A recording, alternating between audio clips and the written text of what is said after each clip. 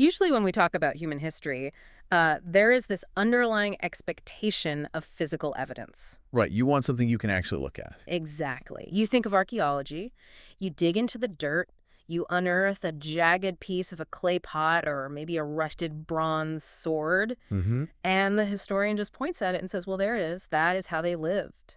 Because it's tangible proof. Yeah.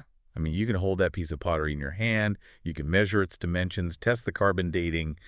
We really rely on that physical contact to kind of bridge the gap between our modern lives and the ancient world.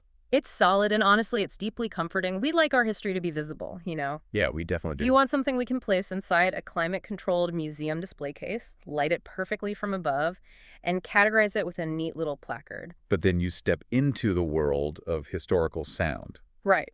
Specifically, the sweeping, a centuries-long evolution of human music, and suddenly you look inside that museum display case and it is completely empty. It's just air. It is literally just vibrating air. We are looking at a historical landscape that is fundamentally invisible, and it vanishes the absolute second it is created. Which presents just an incredible philosophical problem for early humanity. Because if music is just vibrating air, how do you preserve it? You can't put it in a box. Exactly. How do you pass a complex emotional idea down to your grandchildren without it mutating completely? For thousands of years, music was essentially a ghost. It lived entirely in the memory of the performer and the ear of the listener, and then it was gone forever. It is the absolute definition of trying to catch lightning in a bottle. Yeah, that's a great way to put it. We assume history is something you can touch, but for centuries, humanity's most profound emotional language was entirely invisible. And yet humanity somehow figured out a way to trap that lightning. They did.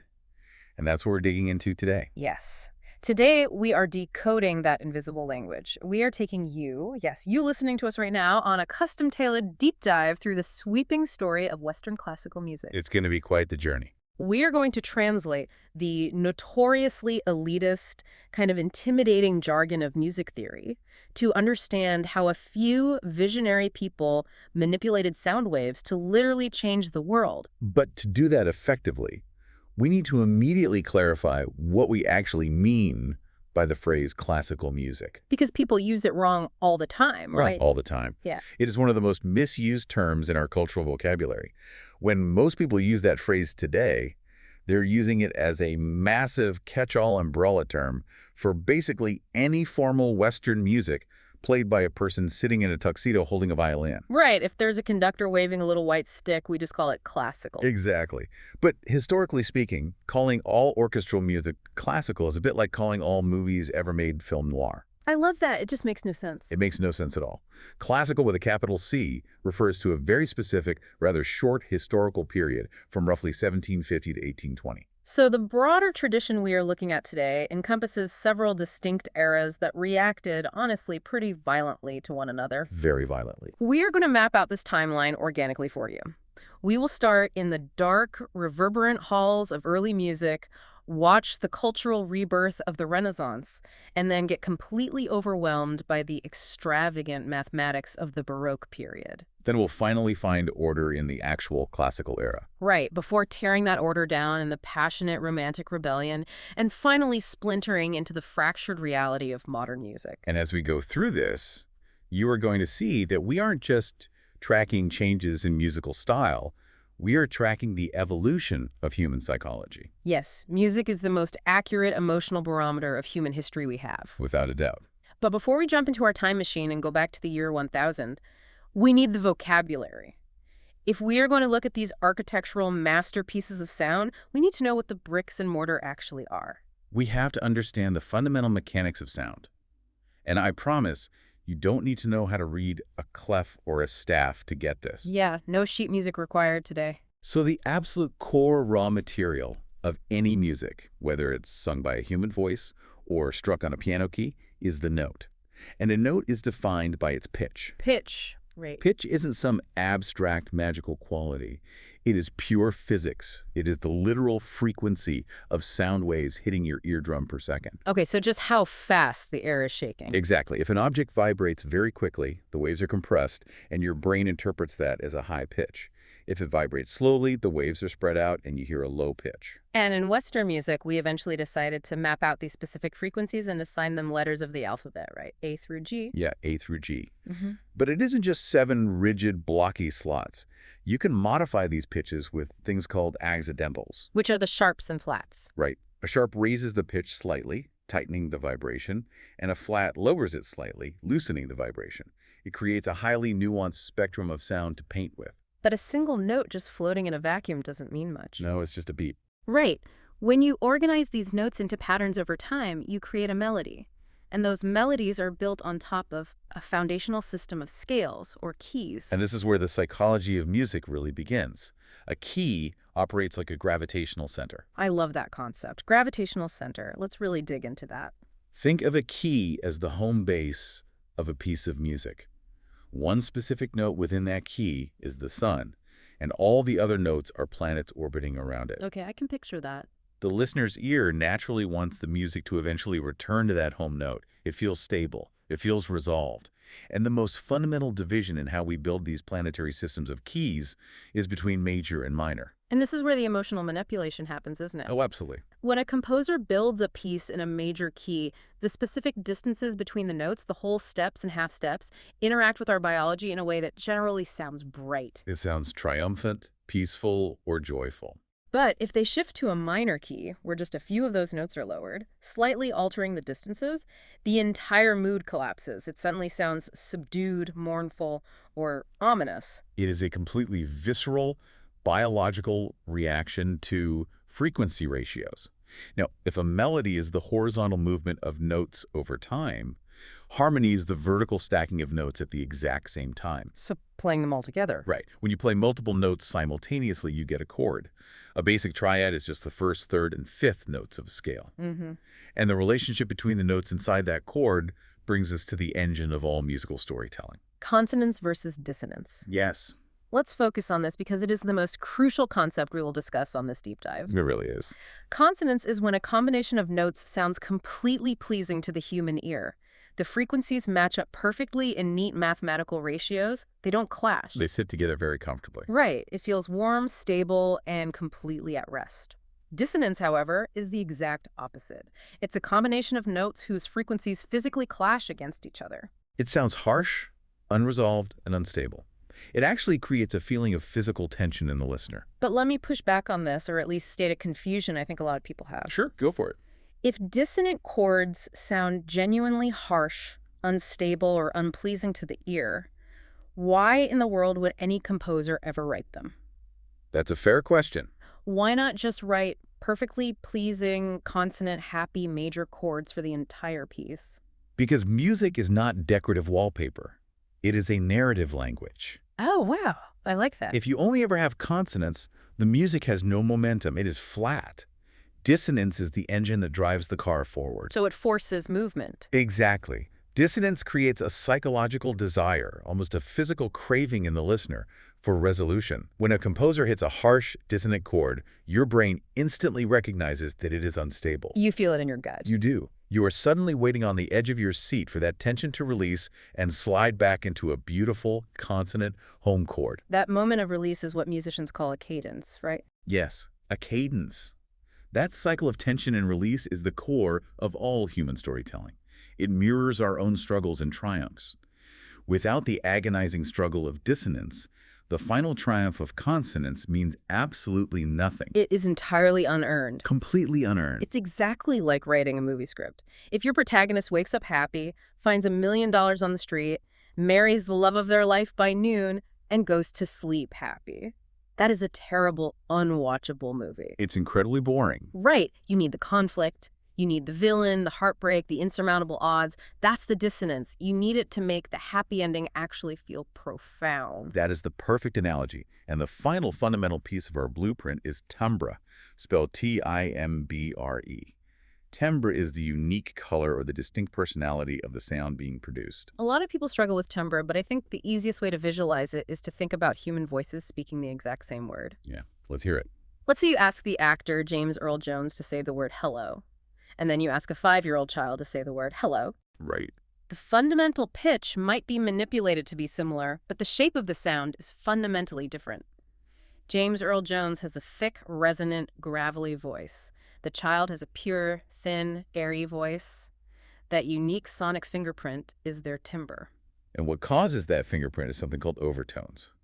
When a violin string vibrates, it doesn't just vibrate at one single pure frequency. It vibrates all over the place. It vibrates along its entire length, yeah.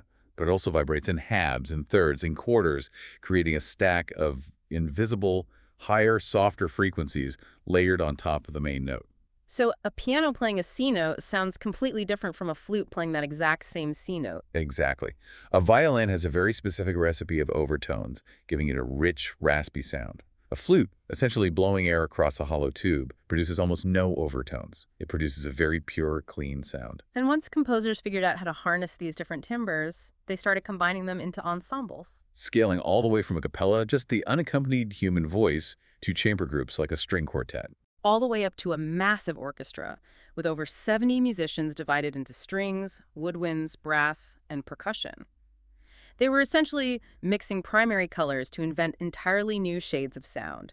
So having established this blueprint pitch, major and minor keys, the tension of dissonance, and the color of timbre, we can finally look at how these elements evolved chronologically. Time to get in the time machine. Yes.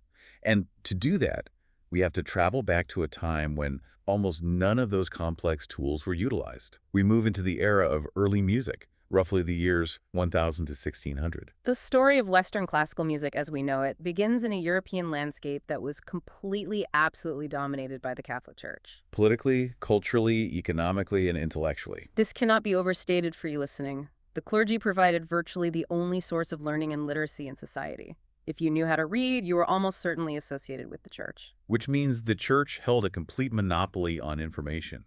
And for these educated monks living in drafty stone monasteries, music was not designed for entertainment. You weren't supposed to tap your foot to it. Definitely not. It was strictly a utilitarian tool for worship. Early music consisted of Gregorian chant. It was sung by monks, entirely a cappella, with no instruments whatsoever. And it was completely monophonic, meaning it was just a single unison vocal line, just one note at a time, no chords, no harmony, just a pure single melody floating in the air. Because the architecture of the spaces they sang in dictated this style. The actual physical buildings. Yes. If you have ever stood inside a massive Gothic cathedral, you know that the reverberation time is enormous. Sound bounces off those cold stone walls and lingers in the air for 4, 5, maybe 6 seconds. So it's incredibly echoey. Right. So if you try to sing fast, complex melodies with lots of different notes in that kind of acoustic environment, it turns into a muddy, indecipherable roar. The chant had to be slow, moving step by step, so the words of the prayer remained perfectly clear to God and to the congregation. For centuries, this was an oral tradition. A young monk would join the monastery and spend years memorizing hours and hours of melodies simply by listening to the older monks. But human memory is fallible. It's a game of broken telephone. Exactly. A melody sung in Rome might mutate by the time a traveling monk taught it to a choir in Paris. And the church, particularly under figures like Charlemagne, who wanted to unify his massive empire, realized that having a standardized universal liturgy was a powerful political tool. They needed a way to freeze the music in place. This is where we see the invention of musical notation, and it didn't happen overnight. It started with simple markings called neumes. Neumes, right, just little squiggles. Tiny squiggly lines written above the text of a prayer. They didn't tell you the exact pitch, but they gave you a visual hint. Yeah. Like the melody goes up here, it dips down here, it wavers here. Yeah. It was a memory aid. But eventually, a monk named Guido d'Arezzo came along and essentially invented the modern staff. Yeah. He drew physical, horizontal lines on the parchment and assigned a specific pitch to each line. And that changed everything. Suddenly, a monk in Germany could receive a piece of parchment from Italy, look at the dots on the lines, and sing a complex melody he had never heard before in his life. It's like inventing a sonic alphabet. The shift from an oral tradition to a written tradition is arguably the most monumental pivot point in the history of music. When music is oral, it is fluid, it breathes, it changes based on the mood of the singer or the acoustics of the room. But the moment you write it down on parchment, you turn it into fixed data. Exactly. Let me interject here, because looking at this, the church writing down music wasn't just a practical tool for data storage, it was the ultimate overarching power move. Oh, without a doubt. Think about it. If you are the only institution that understands the written language of sound, you control what is sung, you control what is deemed holy and what is corrupt, you control the transmission of emotion itself. The church effectively acted as history's first, most absolute musical gatekeepers. That is the exact political reality. Notation allowed for absolute control. But ironically, by establishing that fixed, rigid system of written data, they inadvertently handed future composers the exact tool they needed to break out of the monophonic chant. Because you can't build something complex without a blueprint. Right. You cannot build a 100-story skyscraper without complex blueprints. Written notation was the blueprint. It allowed composers to stop relying on memory and start plotting out music visually, mathematically. Which opens the door for harmony. Once you can look at a grid and say, well, okay, if the tenor voice is singing an A right here, what happens if I write a C for the bass voice at the exact same moment? You start getting prolific, multiple independent musical lines happening simultaneously. The shock of hearing two distinct notes ringing out together in a church for the first time in human history must have been mind-bending. I can't even imagine. It fundamentally altered the human experience of sound. And as this polyphony grew more complex, we slowly shifted into the Renaissance period. The word Renaissance means rebirth. Following the horrors of the Black Death, society began looking back to the classical knowledge of ancient Greece and Rome. The philosophy of humanism took hold.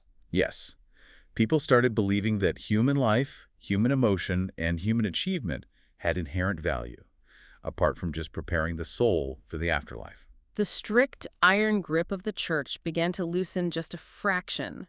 And with the invention of the printing press in the 15th century, sheet music became cheaper to produce and distribute. We see an explosion of secular music. Music that was explicitly, unapologetically non-religious.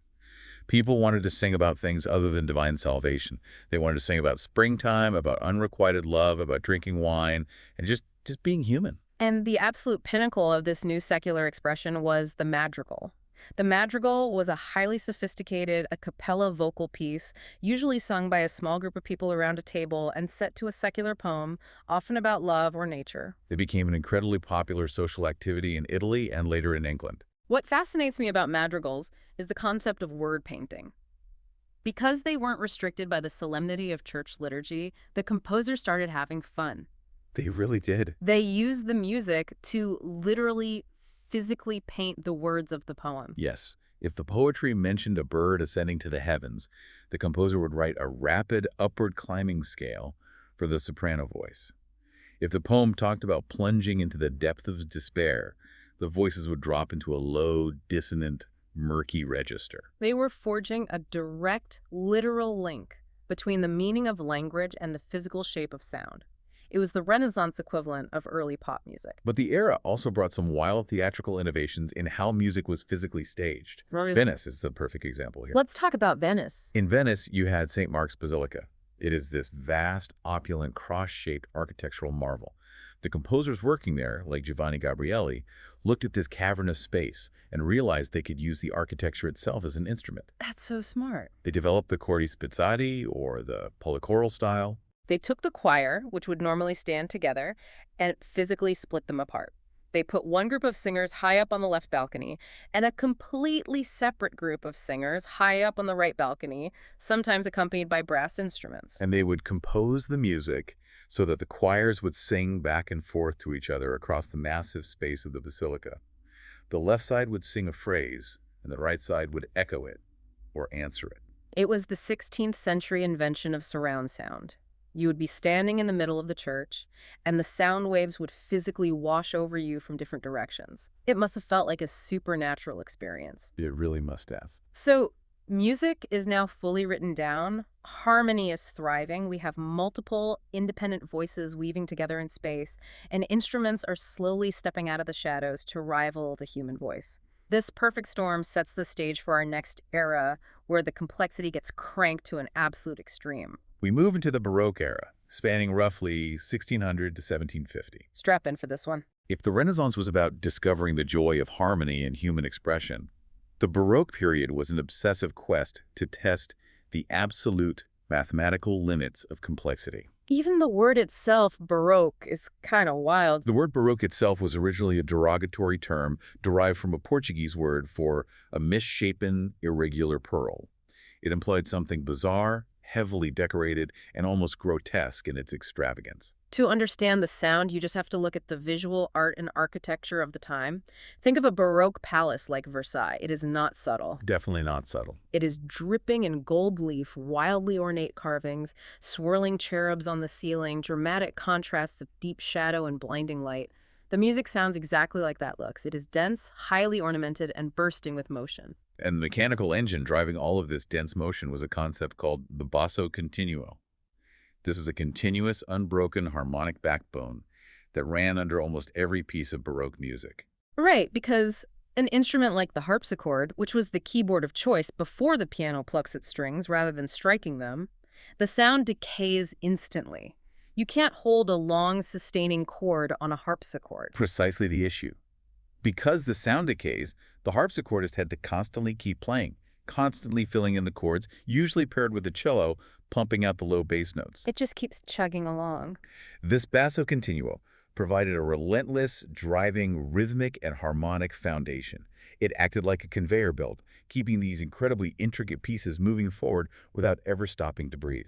And when we talk about intricate, we are really talking about the dominance of counterpoint and the absolute pinnacle of Baroque structure, the fugue. The word fugue comes from the Latin root fugere, meaning to flee or to chase, and it is a wild concept. A fugue is the ultimate test of a composer's architectural brain. Instead of having one primary catchy melody supported by background chords, which is what we are used to in modern pop songs, a fugue relies on strict counterpoint. Which means It consists of multiple, entirely separate, highly structured melodic lines of equal importance that interlock simultaneously. I always try to explain a fugue by comparing it to the children's song Row, Row, Row Your Boat when sung in a round. That's a good way to visualize it. One person starts singing the melody, then halfway through the second person starts the exact same melody from the beginning, overlapping with the first person. Then a third person enters. But imagine that concept applied with the most complex, rapid, mathematically flawless melodies you can conceive. One voice introduces the main theme. Then a second voice enters with that same theme, but usually shifted to a different starting pitch. Meanwhile, the first voice doesn't stop. It morphs into a new, complementary counter melody. And then a third voice enters. Yes, they're literally chasing each other through the harmonic landscape. It requires an astounding level of calculation to ensure that all these independent lines don't crash into a dissonant mess. It's like watching the exposed gears of a high-end, transparent Swiss watch spinning in real time. Every single tiny microscopic tooth of every gear has to catch perfectly with the gear next to it, or the entire mechanism shatters. And the undisputed, unparalleled master of this mathematical watchmaking was Johann Sebastian Bach. Bach was the towering genius of the Baroque era. He viewed music as a divine science. He was incredibly religious, right? Deeply. The source material notes his monumental work, the St. Matthew Passion, was driven by his unshakable belief that the end and final aim of all music should be none other than the glory of God. But his genius wasn't just in religious fervor, it was in the pure structural physics of sound. The source highlights another work, The Art of Fugue.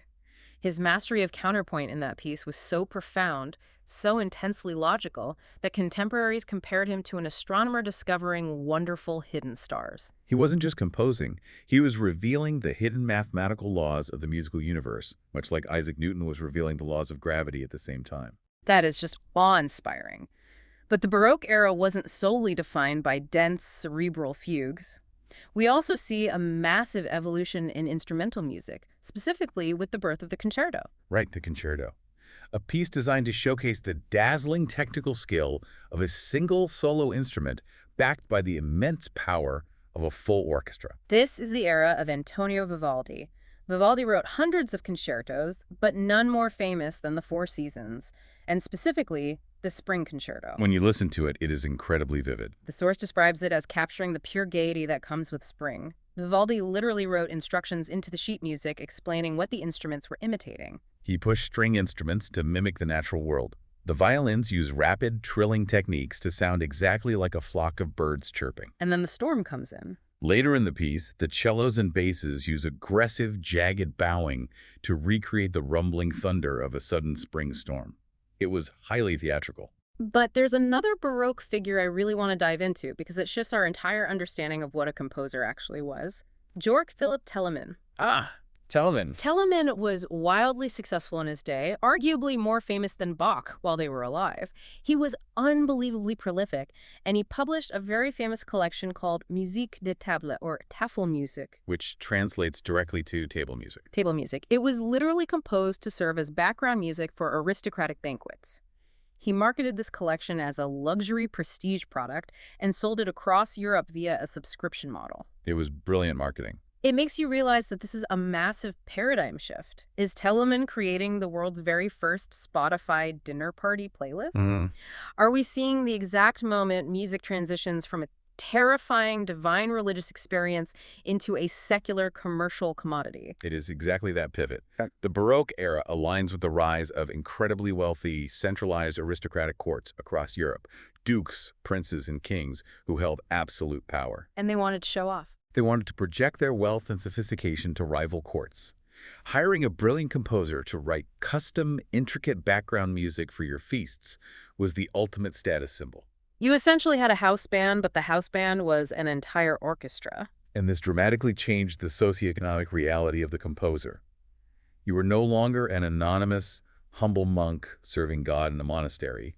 You were a highly skilled artisan, a craftsman, and essentially a high-end servant to the elite. So Telemann was basically a businessman. Telemann was brilliant because he recognized that this aristocratic demand was a viable commercial market, and he capitalized on it by publishing his music for anyone wealthy enough to buy a subscription. It is a fascinating evolution, but human nature dictates that we never stay in one extreme for too long.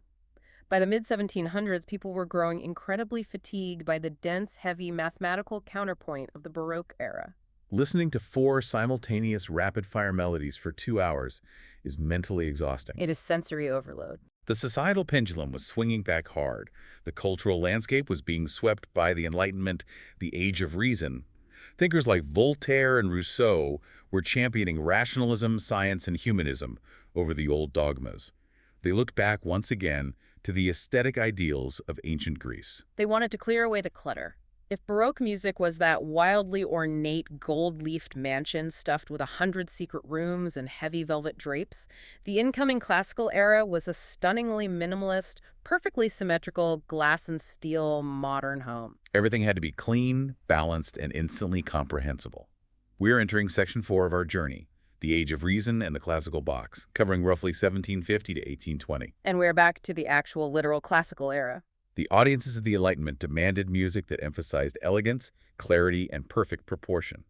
They abandoned the heavy, relentless basso continuo and the dizzying fugues. Good riddance to the harpsichord conveyor belt. Instead, they favored homophony, which simply means one clear, beautiful, easily singable melody supported by simple, uncluttered accompaniment chords. And who was listening to this cleaner music? The demographics were shifting. The Enlightenment coincided with the rise of a prosperous, urban middle class. Music was no longer exclusively locked behind the iron gates of aristocratic palaces. Public, ticketed concerts became a regular part of city life. Furthermore, the harpsichord was rapidly being replaced by a miraculous new invention, the piano. The pianoforte. Unlike the harpsichord, which plucked the strings at a single volume, the piano used hammers to strike the strings. This meant the player could control the dynamics with their fingers. They could play softly piano or loudly forte, allowing for a much wider range of subtle emotional expression. And because this era was obsessed with rationalism and order, they began standardizing the forms of music into incredibly strict, universally agreed-upon structures. They built the architectural boxes that we still use in concert halls today. The crowning achievement of the classical period was the refinement of the symphony. A symphony is a large-scale instrumental work for a full orchestra. And during this era, it was locked into a very rigid, specific 4-movement structure. It was almost like a 4-act play. You had a fast, complex first movement to grab attention, then a slow, lyrical, beautiful second movement for emotional depth. A dance-like, rhythmic third movement, usually a minuet to lighten the mood. And finally, a blazing, fast, triumphant fourth movement to send the audience home happy. Alongside the symphony, they perfected the string quartet, 2 violins, a viola, and a cello, engaging in a balanced, intelligent 4-way conversation. And the orchestras playing these symphonies were evolving into disciplined machines. We must look at the composer Johann Stamitz and the court orchestra in Mannheim, Germany. The Mannheim Orchestra was legendary for its precision. Stamets realized that with a large, highly disciplined group of musicians, he could manipulate volume to create physical shockwaves in the audience. He pioneered the orchestral crescendo, didn't he? He did. Instead of just stepping suddenly from soft to loud, he would have the entire orchestra start at a barely audible whisper, and over the course of several measures, gradually, perfectly synchronously, swell in volume. In his symphony in E-flat major, he utilized a crescendo that was so overwhelmingly powerful, contemporary accounts described the sound as a cataract like a massive, rushing waterfall. They said its climax, its forte, was like a physical crack of thunder. Put yourself in the shoes of an audience member in 1750. You don't have movie theaters with subwoofers. You don't have amplification. To sit in a room and hear 50 human beings physically manipulate wood and string to swell from a pin drop whisper to an earth-shattering roar, it must have been a terrifying, exhilarating adrenaline rush. And operating within these powerful new structures were the two absolute titans of the classical era, Joseph Haydn and Wolfgang Amadeus Mozart. Haydn was the architect who essentially solidified the rules of the symphony and the string quartet. Our source highlights his monumental oratorio, The Creation, which translated the majesty of the biblical Genesis into perfectly ordered rational sound. And Mozart was simply a phenomenon. He absorbed all the strict rules of the classical era and poured unparalleled melodic genius into them. The source explicitly mentions his opera, The Magic Flute, highlighting how Mozart believed in the profound, transcendent nobility of music, using it to walk in joy through death's dark night. But the very existence of these strict rules, the rigid four-movement symphony, the predictable key changes, leads to a fundamental debate about the nature of art in this era. It does. What's your take on it? I look at this era and I have to push back on the philosophy behind it. If you believe that art is supposed to be the ultimate expression of the human soul, doesn't cramming that art into a perfect mathematical box completely stifle the composer's creativity? I see where you're going. If society tells a genius like Mozart, you must write a symphony, it must be exactly four movements, the first movement must follow this specific sonata form, and you must modulate to the dominant key here, doesn't that render the music entirely predictable and mechanical? It is a totally valid criticism, and it's how the subsequent Romantic era viewed the classical period. But the reality of how Haydn and Mozart operated proves the opposite. Constraints actually breed innovation. How so? Think of a poet writing a sonnet or a haiku. The rules are absolute, but those rigid boundaries force the artist to be brilliant within the confines. So the box is actually a tool. Exactly. Because the classical structures were so universally understood by the audience, composers could use that expectation as a psychological weapon. If the audience knows the strict rules, they know exactly what should happen next. They can anticipate it. If Haydn sets up a progression, the audience subconsciously thinks, okay, the melody is going to turn left here and resolve. And when Haydn suddenly violently wrenches the harmony to the right, landing on a completely unexpected, shocking chord, the psychological impact is massive. It's the musical equivalent of a jump scare or a brilliant plot twist.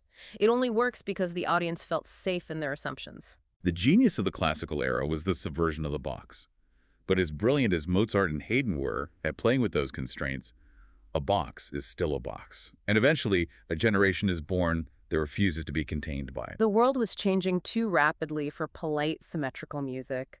The Industrial Revolution was beginning to mechanize society. Factories were rising, cities were crowding with smog, and human life was suddenly being dictated by the cold, relentless ticking of machines. The artists of the time looked at this mechanical, rational world and felt completely alienated. Which triggered the massive cultural explosion known as the Romantic movement, spanning roughly from 1810 to 1920. If the classical era was about rationalism, restraint, and universal order, the Romantic era was an aggressive pivot toward radical individualism, raw human emotion, and the untamed power of nature. The Romantics wanted nothing to do with perfectly balanced, polite melodies. They wanted music to bleed.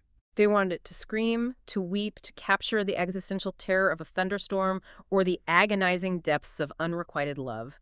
They stopped looking at music as just a pleasing arrangement of sounds and started looking to extra musical sources for inspiration, epic literature, mythic landscapes, the supernatural, and the macabre. To express these massive, unruly emotions, composers drastically expanded the size of the orchestra. They needed more volume, more color. They added banks of heavy brass instruments, trombones, tubas. They expanded the percussion section. And they utilized a much wider, more daring harmonic palette, employing intense dissonance to convey psychological pain. And the man who stood exactly on the fault line between these two eras, the man who took a sledgehammer to the classical box, was Ludwig van Beethoven. Beethoven is the ultimate pivot point in Western musical history. He began his career firmly rooted in the classical traditions of his teacher, Haydn, but as he entered his 30s, a personal tragedy fundamentally altered his relationship with sound. He began to go deaf. The psychological torment of a composer losing his hearing is unimaginable. In his famous Heiligenstadt Testament, a letter he wrote to his brothers, he confessed that he was entirely isolated, contemplating suicide. The deafness forced him to retreat completely inward. He wasn't writing music to please aristocratic patrons anymore. He was writing music to wage war against his own fate. This internal struggle manifested in his Symphony No. 3, known as the Eroica or Heroic Symphony. The Eroica shattered the classical mold. It was almost twice as long as a standard Haydn symphony. The emotional depth, the violent dynamic contrasts, the sheer scale of the architecture was completely unprecedented. He pushed the boundaries of what a symphony could express. And by the end of his life, when he was completely profoundly deaf, he was writing music that sounded like it came from another planet. The source points to his Lied String Quartet No. 14. In that piece, he completely abandons the traditional four-movement structure. He breaks it into 7 continuous movements, completely ignoring the classical rules of form and key. He was composing pure, unfiltered internal consciousness. Beethoven kicked the doors wide open, and a flood of romantic geniuses rushed through. You have Franz Schubert, who took the intimate form of the Lied, a traditional German art song for solo voice and piano, and elevated it to profound heights. He wrote Die Schöne Müllerin, a devastating song cycle exploring unrequited love and tragedy, where the piano doesn't just accompany the singer, it acts as an equal character, mimicking the flow of a brook or the spinning of a mill wheel. You have Robert Schumann, a composer driven by intense, oscillating passions. Source mentions his Symphony No. 1, which he drafted in an astonishing burst of manic energy in just 4 days, explicitly trying to convey an overwhelming, desperate longing for the arrival of spring. In the realm of opera, the Romantic era pushed toward extremes. You have Giacomo Puccini in Italy late in the era, who championed a style known as Verismo. Verismo translates directly to realism. Right. Before this, operas were often about Greek gods, mythical heroes, or noble kings. Puccini brought the brutal, gritty reality of common life to the stage.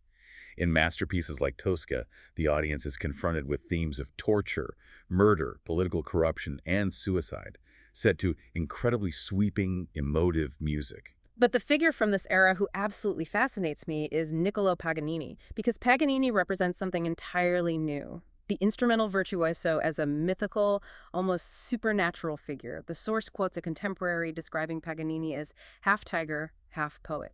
Paganini was a violinist whose technical abilities were so vastly superior to anyone else alive that rumors seriously circulated that he had sold his soul to the devil in exchange for his talent. People actually believe that. They did. He played pieces, like his famous 24 Caprices for solo violin, which were considered literally physically impossible to play by standard musicians. He owned legendary Stradivarius violins. He would perform insane theatrical stunts on stage, like intentionally breaking 3 of the 4 strings on his violin during a performance, and then flawlessly finishing the complex piece on just 1 single string. He cultivated this gaunt, pale, mysterious Gothic persona.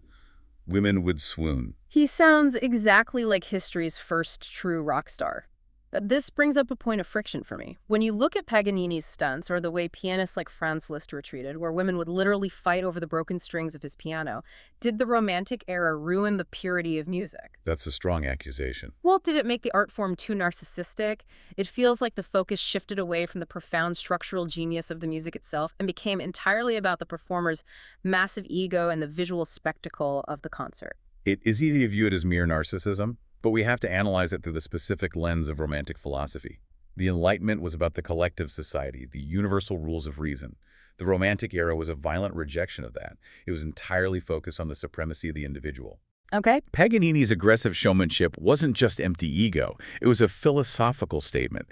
By pushing the violin to the absolute physical breaking point, he was portraying the human capacity for extreme, supernatural emotional expression. So it was bigger than just showing off. The virtuoso, standing alone on stage, conquering an impossible piece of music, represented the individual human spirit triumphing over the cold, mechanical limits of the physical world.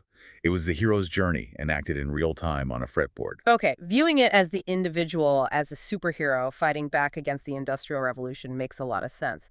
But we cannot discuss the Romantic era without confronting the ultimate, most polarizing disruptor of the 19th century, Richard Wagner. Wagner was a monumental, divisive figure whose theories completely reimagined what theatrical music could be. He found traditional Italian opera, with its clear divisions between songs and dialogue, to be artificial and silly. He wanted to create what he called the Gesamtkunstwerk, the total artwork. Which culminated in his massive Ring cycle, a staggering four-part epic that took him 26 years to compose. He oversaw every single element: the music, the poetry, the visual stage design, the architecture of the theater itself. And his most lasting, pervasive innovation was the popularization of the leitmotif. A leitmotif is a leading motif.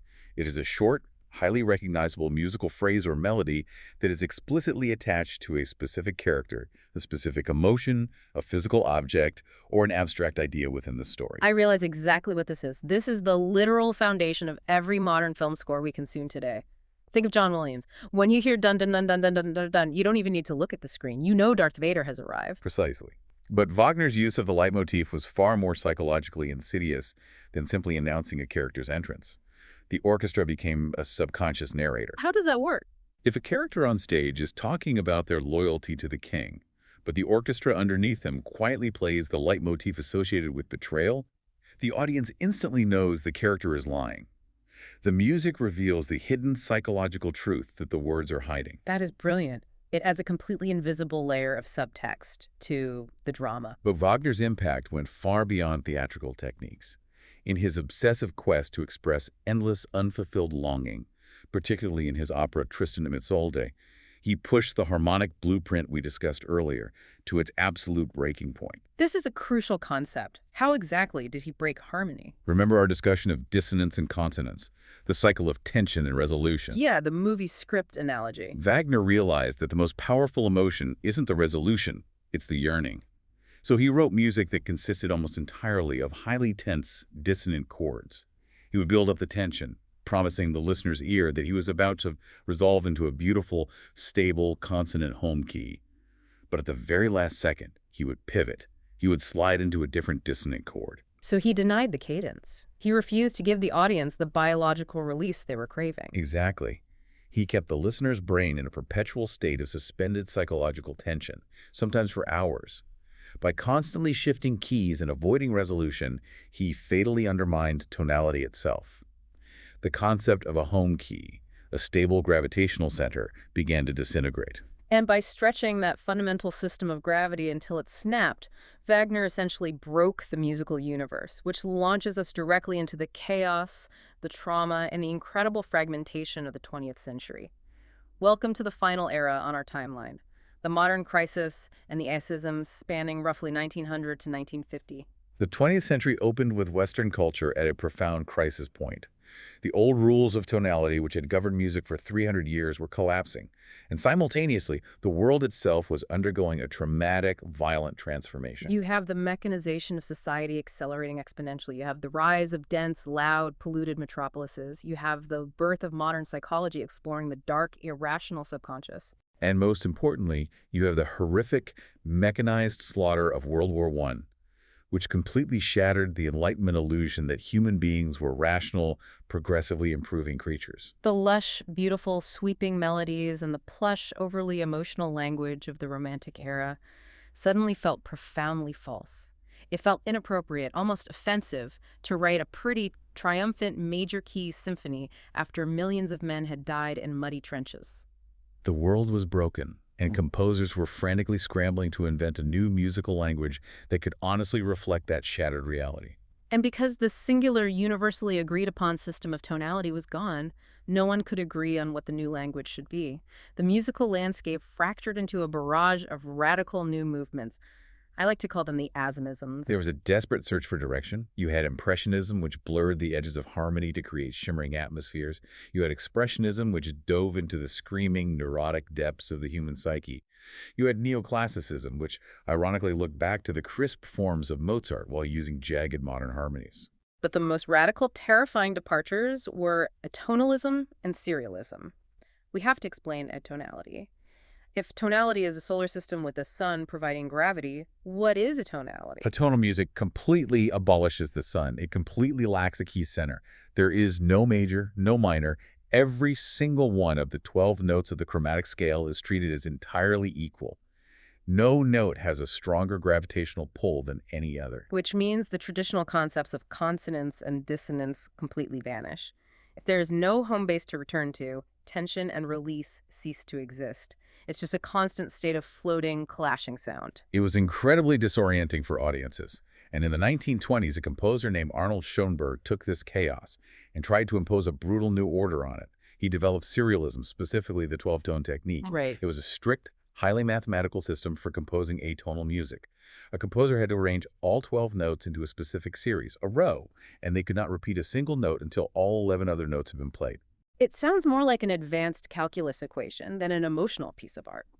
The psychological reaction to this music is fascinating. To me, this musical breakdown perfectly mirrors the exact same evolution we see in visual art during the exact same period. It is a profound parallel. I'd love to hear you break that down. Think about painting. For centuries, the ultimate goal of a painter was to capture reality perfectly. To paint a bowl of fruit or a king's portrait so realistically that it looked like a photograph. But then the camera was actually invented. Photography could capture perfect visual reality instantly. Right, so painters had an existential crisis. They asked, if the camera can do reality perfectly, what is the point of a painter? And that realization is what shattered the visual image. They stopped trying to be realistic. You get Pablo Picasso taking a human face and fracturing it into disjointed, abstract cubes.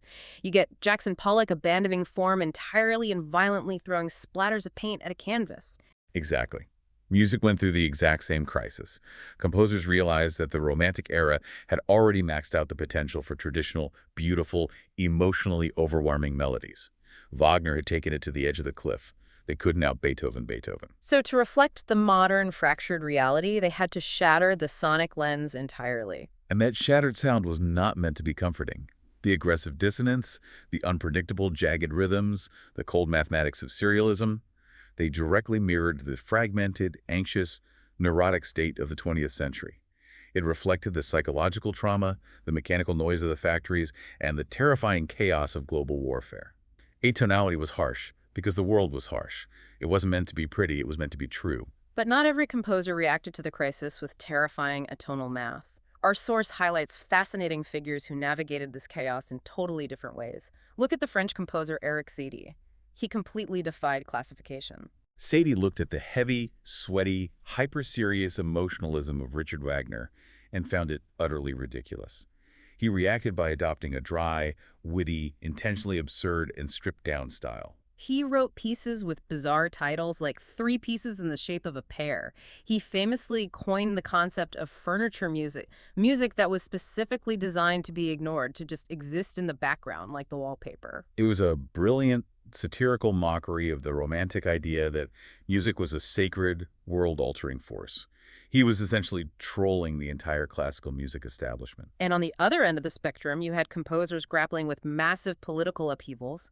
The source points to the Russian composer Sergei Prokofiev. Prokofiev lived through the Russian Revolution, witnessing the violent overthrow of the aristocracy and the rise of the Soviet state. Prokofiev looked at the intense mathematical experiments of the serialists, and he looked at the starving masses in the streets, and he made a profound philosophical pivot. He famously declared, "The time has passed when music was written for a handful of aesthetes." He was directly pointing toward a desperate need for classical music to stop being an isolated, elite, intellectual puzzle meant only for university professors. He believed music had to re-engage with the physical reality of the common people. He utilized biting, modern mechanical dissonance, but he married it to driving, athletic rhythms, and undeniable muscular melodies that a normal person could actually grasp. He captured the aggressive metallic energy of the modern era, but kept the music fundamentally human. The entire first half of the 20th century was just a frantic, multi-directional search for meaning in a world that felt like it had lost its mind. It really was. Okay, let's take a deep breath. We have covered an astonishing, exhausting amount of historical ground today. We started at the absolute beginning, defining the basic physics of pitch, the emotional gravity of keys, the narrative engine of dissonance, and the color of timbre. And using that vocabulary, we traced the evolution of the human mind. We sat in cold, cavernous stone churches with medieval monks, relying on unison chant because the architecture demanded it. We watched the Catholic Church monopolize the written note as a tool of political control, only to see the Renaissance fracture that monopoly, bringing secular poetry and Venice's surround sound choirs into the light. We felt the dense, overwhelming mathematical genius of the Baroque era, marveling at the interlocking gears of Bach's fugues, and recognizing the birth of commercial music with Telemann's aristocratic dinner playlists. We witnessed the Enlightenment forcefully sweep away that clutter, imposing the beautiful, rational, symmetrical order of the classical symphony with Mozart and Haydn. We felt the explosive, ego-driven passion of the Romantic Rebellion, watching Beethoven use his own tragic deafness to break the classical mold. Paganini pushed the human body to its physical limits, and Wagner stretched the fundamental laws of harmony until they snapped entirely. And finally, we sifted through the terrifying, complex, shattered mosaic of modern music, where the trauma of the 20th century forced composers to abandon the comforting gravity of tonality altogether to reflect a world transformed by steel, industry, and war. It is a remarkable, unbroken chronological journey. Yeah. And what it proves, beyond any doubt, is that music is never just a collection of abstract notes written on a piece of parchment. It is the living, breathing architecture of human thought. It is the most accurate, unfiltered emotional record of human history that we possess. And that leads us to our final lingering thought for today's deep dive. We have seen how every single era's music perfectly, flawlessly mirrors the anxieties, the technologies, and the philosophies of its specific society. The Church's absolute dominance birthed the unison chant. The Enlightenment's worship of logic birthed the sonata form. The Industrial Revolution's existential terror birthed tonalism. So as you, our listener, take off your headphones and go about your day today, I want you to actively consider the music being created and consumed right now in this exact moment. We live in an era governed by the invisible algorithms of artificial intelligence. We have access to infinite, instantaneous digital streaming, giving us the entire history of recorded sound in our pockets. We live in a state of unprecedented, chaotic, global interconnectedness, yet we report higher levels of isolation than ever before. Every era produces the exact sound it requires. Hundreds of years from now, when the historians of the future look back at our specific moment in time, what will they name our era?